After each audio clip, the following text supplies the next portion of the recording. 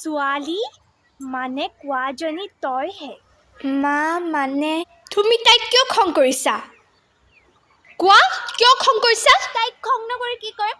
তাই আপোনাক ক'বলৈনো কোন?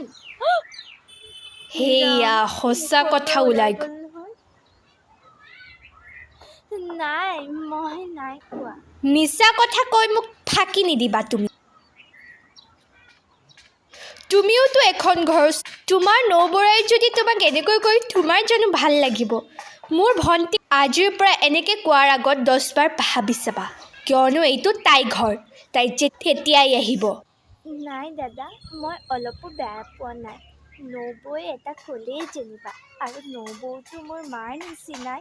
মোৰ মা দেউতা ঢুকোৱাৰ পৰাতো, আমাৰ মা দেউতা নথকাৰ পৰাতো মোক নবৌয়ে ইমান ডাঙৰ কৰিছে। আৰু নবৌ, মোক ক্ষমা কৰি দিবা, মোৰ যদি কিবা ভুল হৈছে। দাদা, মই যাওঁ দে। মই আজিৰ পৰা মাহত দুবাৰ এবাৰহে আহিম। নবৌ, তুমি মোৰ কাৰণে দাদাৰ লগত নিজৰ সংসাৰখন ধ্বংস নকৰিবা নবৌ, নকৰিবা।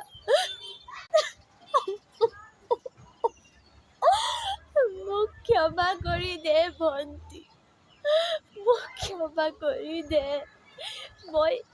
মই জনাই নাছিলোঁ যে তইতো এইখন ঘৰৰে ছোৱালী। তোক এখন ঘৰলৈ বিয়া পাতি দিলোঁ বুলি আমাৰতো দায়িত্ব শেষ হোৱা নাই। তই নাকান্দিবি ভণ্টি, তই নাকান্দিবি। মোক ক্ষমা কৰি দে ভণ্টি, মোক ক্ষমা কৰি দে। নবৌ, এইবোৰ আপুনি কি কৰিছে? আপুনি মোতকৈ ডাঙৰ হয়, আপুনি মোৰ মাৰ নিচিনা। আপুনি ক্ষমা খুজি শোভা নিদিয়ে অ' নবৌ, মোকে ক্ষমা কৰি দিব নবৌ।